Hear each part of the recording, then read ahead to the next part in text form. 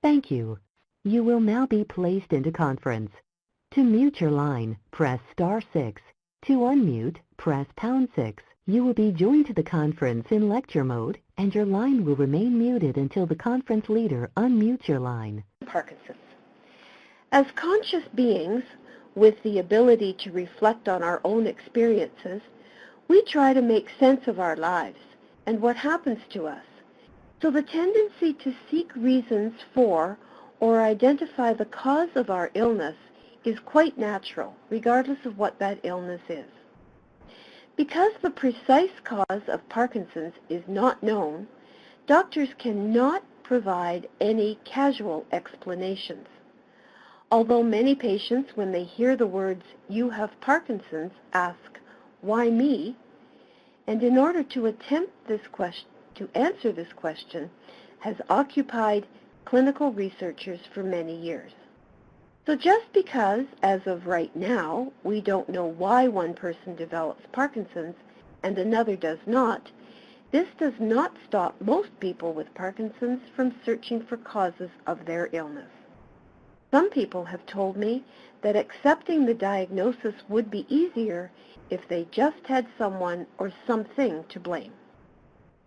Many folks with Parkinson's worry that any number of factors could have caused their illness. Let's take stress, for example. Some patients report experiencing some form of stress or trauma before the start of the illness, such as the loss of a loved one, undergoing an unwanted divorce, or loss of employment. But such events are also reported by people who suffer from other illnesses, so they cannot be considered as playing a significant role. Another common thought amongst those with Parkinson's, especially for those who have worked with a variety of different chemicals or toxins during their lifetime, are that those materials have caused their Parkinson's. The suggestion that an environmental toxic material, such as industrial pollutants, herbicides, and pesticides, may cause Parkinson's has led to a search of variations in prevalence in different parts of the world, as well as between rural and urban areas. But, once again, to date, no firm evidence has been offered from those studies. Furthermore, the fact that the prevalence of Parkinson's has not altered significantly during the last 100 years, and that it is not confined to areas of the world in which industrial or agricultural pollutants and toxins may be more prevalent, makes it unlikely that modern pollutants and herbicides is the culprit. Another popular myth about what caused an individual to develop Parkinson's is diet. After all, with the current emphasis on the importance of diet and the popularity of the idea that we are what we eat, it is not surprising that some people worry about the role diet may have played in causing their illness, and sometimes lead to feelings of guilt that somehow they brought this illness onto themselves. Well, if you're one of those people, then you need to give your head a shake, because unless you belonged to the native Chamorro Indian population on the Pacific island of Guam back in the early 1950s, and your diet contained at that time cycad seeds, then what you ate prior to your diagnosis of Parkinson's did not cause your illness. If you feel the need for more information on Chamorro Indians and cycad seeds, we can have a conversation about that another time. Just go with me on this one. Your diet did not play a part in the development of your Parkinson's. Think of it this way. People who eat the same food over long periods of time, such as husbands and wives, and people living in institutions, such as prisons, show rates of developing Parkinson's no higher than those in the general population. So, in summation, nothing you did and nothing you experienced and nothing you ate caused your Parkinson's. So, if your diet didn't play a part in your developing Parkinson's, does that mean that it doesn't matter what you eat and drink from here on in, because diet doesn't play or have any role in the management of your Parkinson's? The short answer to that question is no. Nutrition does matter. And now we need to look at why. If you pick up any book about Parkinson's and look at the chapter on nutrition and diet in Parkinson's, you'll see statements like, no specific dietary therapy is recommended for people who have Parkinson's. Or, if you have Parkinson's, there are no stringent restrictions as to what you should eat. Or, common sense is the best guide when it comes to nutrition and Parkinson's. Or, at the present time, there is no evidence to suggest that specific diets or supplements affect the progression of Parkinson's. So, if you take these statements at face value, you may decide to skip the rest of that chapter and think to yourself, I know nutrition won't cure my Parkinson's, and I know nutrition won't slow its progression, so I guess it's not important. Wrong. Regardless of whether you are newly diagnosed or in a more advanced stage of Parkinson's, it is very important for you to have a healthy diet. Some of you may be saying to yourselves, well, just what is a healthy diet? It is a well-balanced diet that includes adequate fiber and fluid to prevent constipation and enough calcium to maintain healthy bones. To me, these terms are just too general. What is fiber? What is adequate fiber? How much fiber and fluid should I take? What is enough calcium, and where do I get that? Over the next few minutes, I will attempt to answer these questions, but let's start with a document that you can easily get your hands on. Health Canada has an excellent booklet called Eating Well with Canada's Food Guide that gives sound advice for eating a well-balanced diet by consuming a variety of foods each day from the 4 basic food groups, which are meat and meat alternatives, vegetables and fruit, milk and milk products, and breads and cereals. You will get all the nutrients you need for good health from those 4 food groups. Some people ask for more details about the 4 food groups I've just mentioned. I think vegetables and fruit are pretty self-explanatory. They are high in fiber, which helps to deal with constipation. Other high-fiber foods are whole grain bread, bran cereals and muffins, beans and legumes. Dairy products include milk, yogurt, cheese, ice cream, which are all good sources of calcium, and meat alternatives are red meat, poultry, fish, eggs, legumes, and nuts. Another reason why nutrition is of special importance for those with Parkinson's is because Parkinson's impacts so many different aspects of your health. It can slow the gastrointestinal tract, causing constipation, slow gastric emptying, as well as swallowing problems. Loss of sense of smell is often accompanied by loss of taste, which certainly impacts a person's interest in eating. Medications used to treat Parkinson's can cause nausea and loss of appetite. Not to mention the fact that levodopa, the most important medication for the treatment of Parkinson's, must compete with protein for absorption in the small intestine.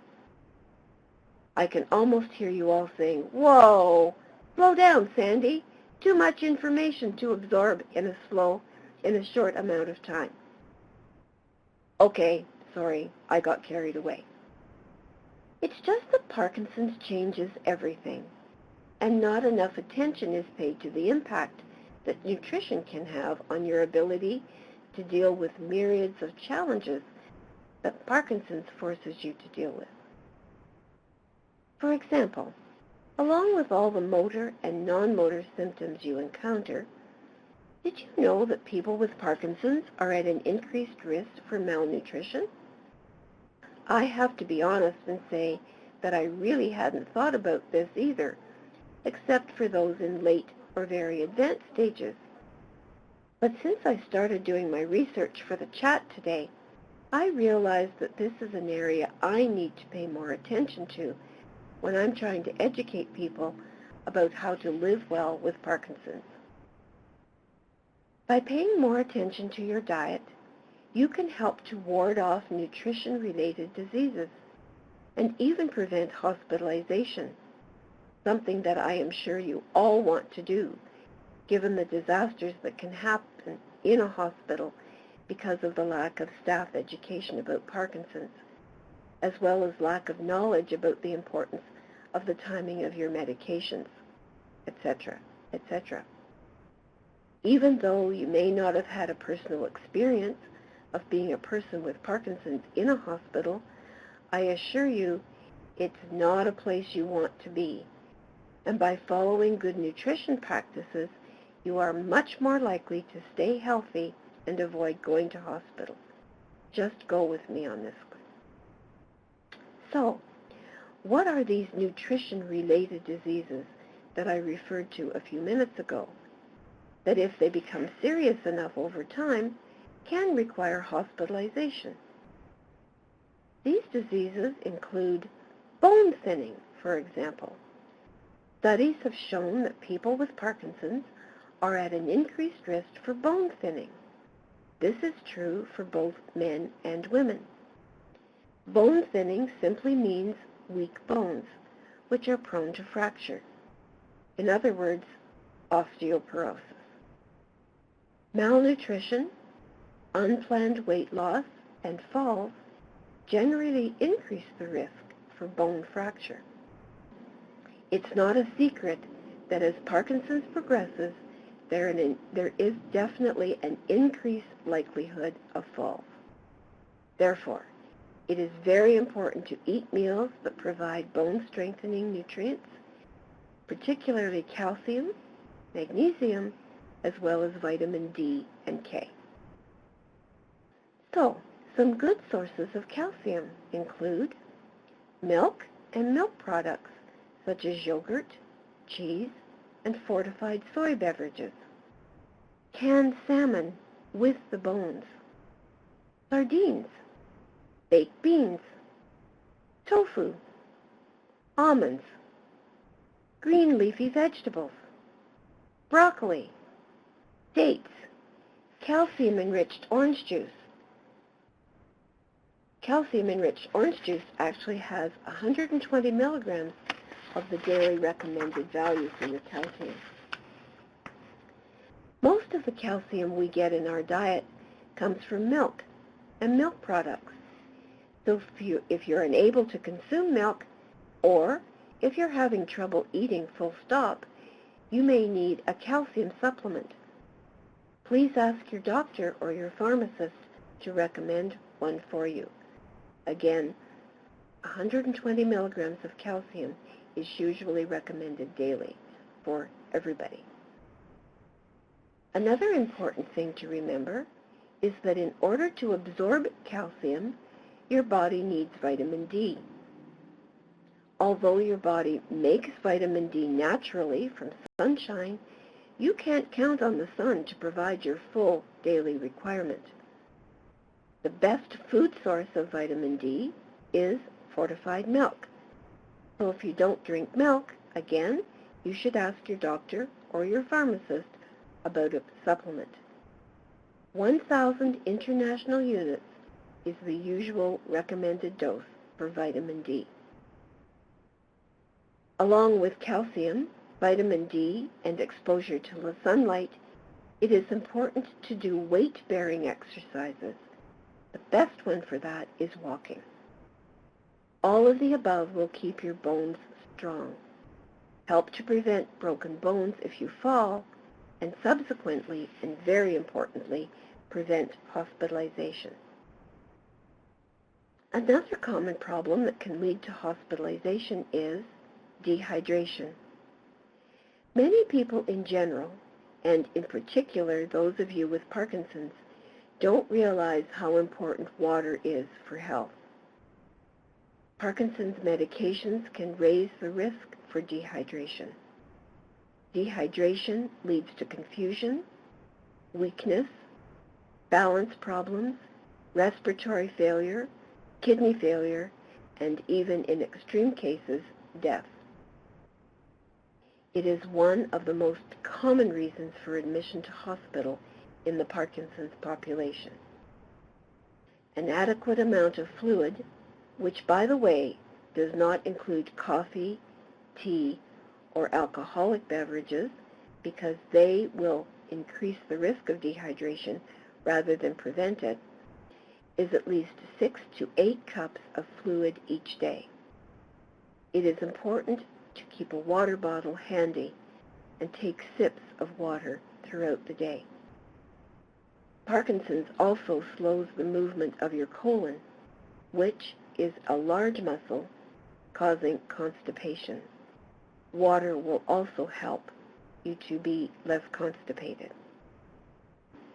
So, speaking of constipation, constipation, of course, is a very common complaint among people with Parkinson's. Digestion is slowed not only by the disease itself, but also by because of some anti-Parkinson's medications, including your levodopa, that's your Sinemet or your Prolopa, lack of exercise, or not enough fiber in your diet. It is important to increase your fiber intake by eating fiber-rich foods, but it is very important to do this gradually, as too much fiber all at once can cause bloating and abdominal discomfort. Some good sources of fiber include whole grain muffins, crackers, and bread, high fiber cereals. The label should say it has at least 4 grams of fiber per serving. Dried beans, peas, and lentils. Bran. Try sprinkling a spoonful of bran flakes on your regular cereal in the morning. A lot of people find that very helpful. Dried flax. Again, sprinkle some on your regular cereal. Fruit and vegetables, including the skin, whenever possible. And dried fruits, such as raisins, prunes, and dates. Along with increasing your fiber, exercise also helps to keep your bowels regular. Even just walking around the house is okay, as long as you do it as often as possible. And don't forget that 6 or 8 glasses of fluid that you should be drinking. By the way, that's approximately 1.5 to 2 liters for those of you who prefer to keep track of your fluid intake that way. If you're using laxatives, such as Metamucil, for example, you must drink at least 8 cups or 2 liters of fluid each and every day. Otherwise, you might become even more constipated. And when you need to go, go. Never ignore the urge to have a bowel movement. You may need a stool softener or a stimulant laxative if constipation persists. Please talk to your doctor about this, as constipation is something that you definitely want to avoid at all costs. Uncontrolled and prolonged constipation can lead to a severe challenge called a bowel impaction, which makes it extra important for you to get enough fiber in your daily diet.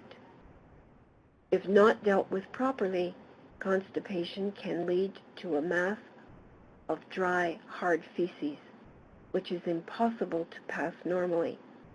That's what I meant when I used the word bowel impaction. This is usually dealt with by going to the hospital and may require surgery. Again, something that you want to try to avoid at all costs. Unexplained weight loss can be a problem for many people with Parkinson's. The exact reason for this, unfortunately, is not understood.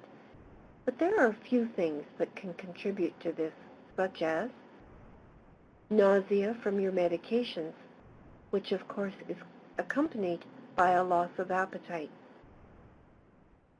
Weight loss can be caused by dyskinesia. That's the excessive involuntary movements when you move too much instead of not enough.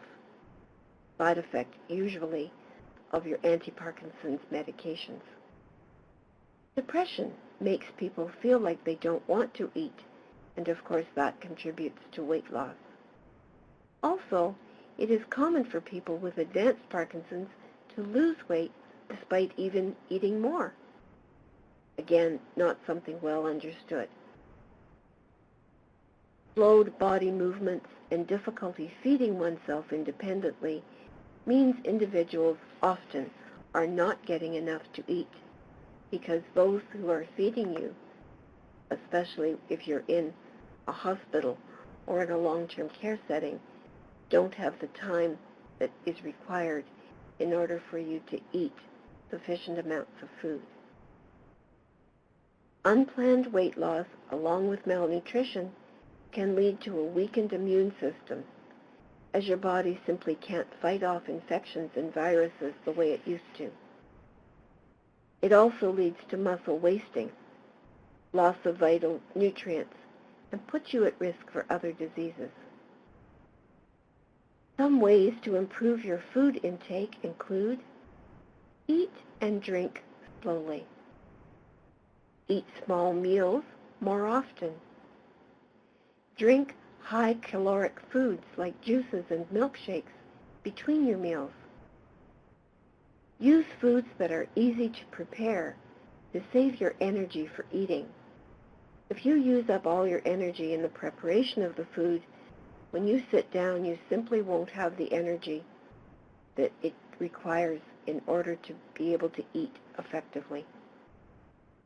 Get others to help you with food preparation, or consider services such as Meals on Wheels or other meal delivery programs.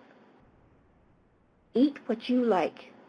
It's okay to have breakfast at dinner time if that's what you fancy. Add butter, cream cheese, or sour cream to pasta, rice, potatoes, and vegetables whenever possible. Use regular fat milk products, cream and whipping cream. Use of nutritional supplements such as Ensure and Boost may also be helpful. Eat high caloric foods such as butter, mayonnaise, table cream, whipping cream, ice cream desserts, jam, custards and puddings, cookies. You know, all the things you've been trying to not eat all your life. Now that you're losing too much weight, go for it. Other tips for weight loss include keep a record of your weight. Weigh yourself once a week. Eat when you have the most energy and when your medications are working well. Avoid filling up on low-calorie foods, and drinking tea, coffee, and clear soups can sometimes dampen one's appetite. So try to avoid those if you're losing too much weight too quickly. Save your appetite for the yummy things. Swallowing problems can lead to aspiration pneumonia, which is a common problem as Parkinson's progresses and often leads to hospitalization. People with Parkinson's who have swallowing problems often don't feel like eating, which again is one of those spirals in the domino effect. Because if you have swallowing problems, you don't feel like eating, which leads to malnutrition and a cascade of all of the complications I've already discussed today. Warning signs that there are swallowing issues include coughing or choking while eating or drinking, a gurgly voice, especially after eating, excessive chewing or drooling, delayed or an absent swallow, pocketing of food in the mouth, If you're noticing any of these things, the first thing you should do is talk to your doctor, who will, in turn, send you for a swallowing assessment by a trained swallowing therapist, usually a speech-language pathologist. Once this assessment is complete, you may receive a recommendation to alter the texture of the foods and liquids in your diet. You may need soft, minced, or even pureed foods and thickened liquids. You can meet all of your nutrition needs with an altered texture diet. If you are having problems chewing your food and are coughing now while you're waiting to see the doctor and have a swallowing assessment, you can start eating soft foods like cooked cereals, soft scrambled eggs, thick soups, ground meat, soft casseroles, anything where your food is minced to make it easier to swallow, because now you've actually changed the texture of the food. All of this may not sound very appetizing, but it sure beats the alternative of the possibility of choking. You get a lot of questions about the possibility of boosting your diet with supplements. Just 2 words about that. Exercise caution. Be cautious, very cautious, of things that are touted as being natural or herbal supplements. Natural does not necessarily mean safe, and even more important, it doesn't mean that it's necessarily better. Some supplements have been shown to cause side effects in some people taking medications for their Parkinson's. Again, it's important to discuss the use of any herbal supplement with your doctor before taking anything. Managing medication side effects is a very important aspect to your nutritional well-being. We are all aware that medications perform important roles in helping to manage Parkinson's symptoms. However, in some people, they have unwanted side effects that can have a huge impact on the nutrition of individuals with Parkinson's. Taking more than one medication increases the likelihood of those adverse effects. So it's a good idea to watch carefully for any changes upon starting a new medication. Also, many people with Parkinson's take drugs for other conditions, such as high blood pressure, high cholesterol. These drugs may also have undesirable side effects. Some common side effects of your Parkinson's medications include nausea, appetite loss after also being followed by weight loss, edema, that's when you retain fluid in your tissues and you have some swelling problems. Compulsive eating and weight gain can also be problems to affect your nutrition.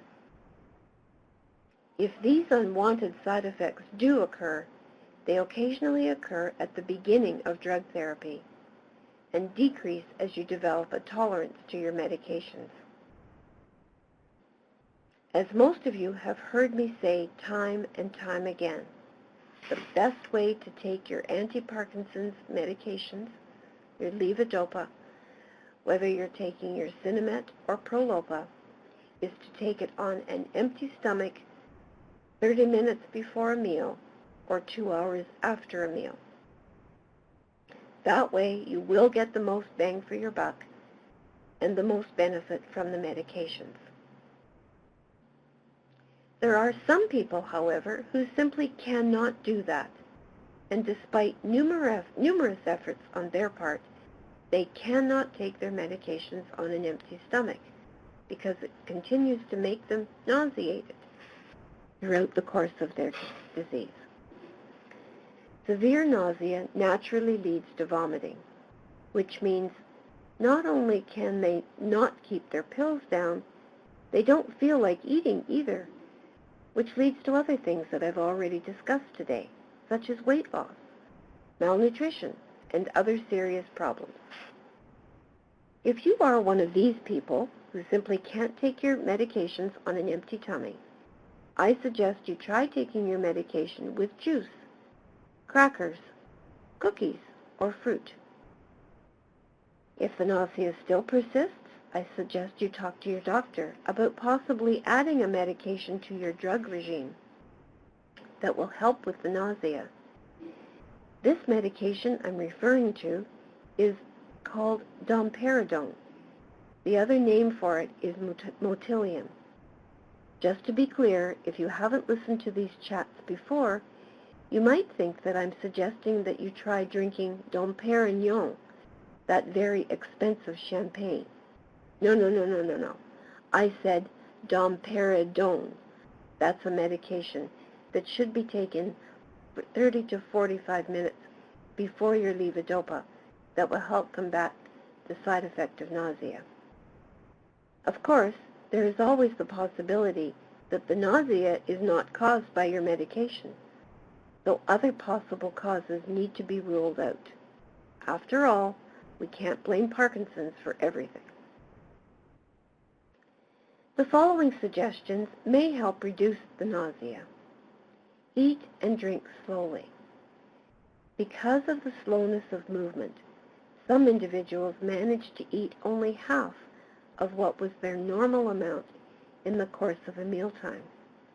So it is important to allow longer to finish meals and divide your servings into 2 portions. One can be kept warm in the oven while you're finishing the first portion. Eat small meals more frequently. Try drinking fluids between meals rather than with meals. Cold foods are sometimes tolerated better than hot foods. Eat what you want, when you want. If you take medication for nausea, such as Domperidone, take it on a regular basis. Do not wait for the nausea to happen before taking it. That's like closing the barn door after the horse has escaped. Sit upright after eating. Then, if necessary, have a rest at that time. But sit upright to allow your food to be digested more effectively. Try fresh lemon juice, mint, or ginger ale or ginger tea to help with digestion. Allow enough time to eat. Don't try to hurry your meals. So you're the last one to finish. There's no penalty for that. Finger foods or pre-cut foods are easier to deal with. Try to eat in a quiet setting so that you can relax between bites. Another factor that interferes with adequate nutrition is, believe it or not, your blood pressure. In particular, something called orthostatic hypotension. That's when your blood pressure suddenly drops when you go from a lying down to a sitting position, or more commonly, when you're going from a sitting to a standing position. The most common symptom of this orthostatic hypotension is dizziness or lightheadedness, but some people actually become confused. Some people develop a severe headache. They have shoulder and neck pain.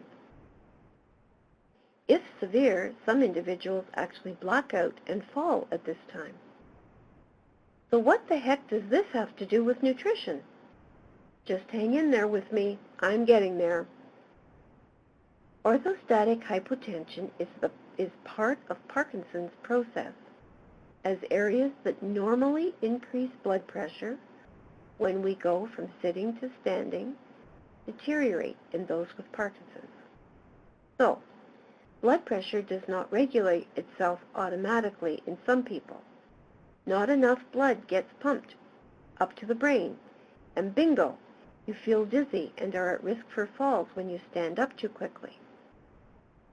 So, now for the explanation about how low blood pressure and meals are connected. Sometimes fainting from low blood pressure can be confused with sleep, and the following scenario is one we often hear from our clients. Miss Smith called to say that her husband with Parkinson's frequently falls asleep after or even during his meals. He just slumps over and sleeps with his head on the table, and I have an awful time trying to wake him up. These symptoms are really beginning to interfere with his nutrition, and he's often not able to finish his meals. Why is this happening? So, understanding that while sudden drops in blood pressure are part and parcel of Parkinson's itself for some people, certain medications like Sinemet can lower your blood pressure too. And, as you know, we encourage folks to take their pills at least 30 minutes before the meal. So now we have Parkinson's that lowers blood pressure and medications that do that as well. And if that's not enough, there's something else going on in this scenario too. Meals always tend to drop people's blood pressure too, because during meals, blood tends to get diverted to the stomach to help with digestion. And blood pressure, therefore, is involved in circulating blood and rerouting it back into the circulatory system and up to the brain. So, in actual fact, what Mrs. Smith is describing as sleep attacks during meals might actually be fainting spells. At the end of the day, these faints need to be addressed, as Mr. Smith is at risk for falling, plus he's not getting adequate nutrition if he's fainting in his porridge, soup, and mashed potatoes. So again, orthostatic hypotension can be evident at mealtime and during meals as well, and should not be mistaken for falling asleep in your soup. The first thing Mrs. Smith needs to do is to report what is happening to her doctor. Second, Mr. Smith's blood pressure should be taken as soon as this happens to provide the answer as to what's going on. Medication may need to be prescribed, but some first steps that can be taken are either eating smaller meals more often. Increase your salt intake, as salt retains water, and that will help to stabilize blood pressure. Increase your fluid intake. A movement disorder specialist once told me that if any of his patients have issues with drops in blood pressure, sudden drops in blood pressure, he gets them to drink at least 4 glasses of water in the morning before their feet even hit the floor in order to keep their blood volume up throughout the day. Maybe something you want to give some consideration to if your blood pressure is fluctuating and dropping rapidly throughout the day. Cutting down on your sugar intake can sometimes be helpful. Decrease or limit your alcohol might help too. But before doing any of these things I have just mentioned, be sure, please, please, please, to talk with your doctor, as increasing your salt intake may be contraindicated for you if, for example, you have heart disease. Now, last but not least, I'm going to deal with that age-old question that we hear on a regular basis. I've heard that I shouldn't take my medication with protein. Is that true? If it is true, then why shouldn't I? Let's go back to the drawing board for a minute. Levodopa, that's Sinemet and carbidopa, or levodopa with benserazide, that's Prolopa, are the gold standards when it comes to the treatment of Parkinson's. Sounds fairly straightforward, doesn't it? Just take some medications for symptom control, and that's all there is to it. Wish it was that easy, folks, but unfortunately, no such luck. There are some barriers to the absorption of those medications by the body. And hopefully, if you have a better understanding of what the barriers are, the result will be that you'll get the best possible benefit from your medication. Barrier number 1. If you take your Sinemet with a meal, or just after a meal, it may take a very long time for the Sinemet to be absorbed. This is because the stomach takes about 1 to 3 hours to empty itself after eating food. Therefore, if Sinemet is mixed with food, it takes the same amount of time to clear the stomach as the food does. I can't imagine that any of you would want to take 1 to 3 hours for your Sinemet to get into your small intestine, let alone for it to take hours to get into your bloodstream and then up to your brain, where it will start sending messages to your muscles in order for you to move in a smooth, coordinated, controlled and spontaneous way. One reason to take your medication on an empty stomach. Barrier number 2. A high-fat meal takes even longer to clear the stomach. Fat is digested very slowly compared to carbohydrates and proteins. If Sinemet is taken with a high-fat meal, it is further delayed in clearing the stomach. Once again, take your meds on an empty stomach. Barrier number 3. Protein in food is broken down in the intestine into something called an amino acid.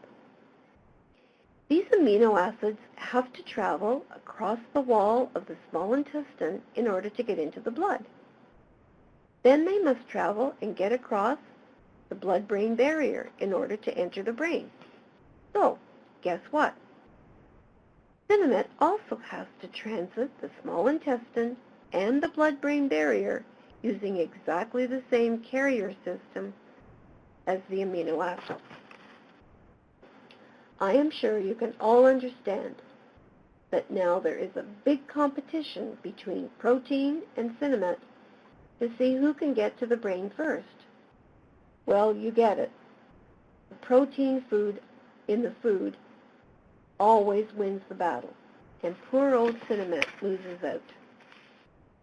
Let me take another crack at explaining this because it's a very important point. Most meals contain a large amount of protein, and the amino acids from the protein in the food use up all the carriers. In other words, they create a traffic jam, and they clog all the highways to the bloodstream for hours on end. Therefore, in order to get into the bloodstream, the Sinemet must wait until these carriers, or highways, are free again, and the traffic jam has cleared. The same thing happens when Sinemet tries to get into the brain in order to get to where it does its best work. Once more, those pesky amino acids from protein in the foods clog up all those highways, and poor old Sinemet doesn't get to work in the timely fashion you'd like it to. Now can you see why we are always stressing the importance of taking your medications at least 30 to 60 minutes before eating a meal? You need to give it a head start so that it has the opportunity to have clear sailing in order to get into the brain and give you the symptom relief you want and deserve. I am very aware that once you've had to increase the number of times per day that you take medication, it's very difficult to always take your Sinemet 30 or 60 minutes before a meal. Just do the best you can. That's all anybody can ask of you. So just a quick FYI.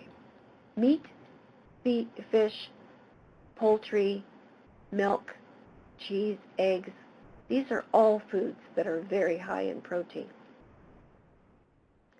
So, there are a few more tips about how you can make mealtimes easier. Slowness or stiffness can make it very difficult to prepare and eat nutritious meals. You may also find it takes a long time to complete a meal. Try eating small portions on a small plate that you can fill again on a regular basis. When dining in the company of others, cut your food in advance, or ask the kitchen staff if you're in a restaurant to cut your meat before they bring it to the table. Before going out to large family outings, you may want to eat quietly at home first, thus reducing the need to eat adequately while you're trying to enjoy yourself.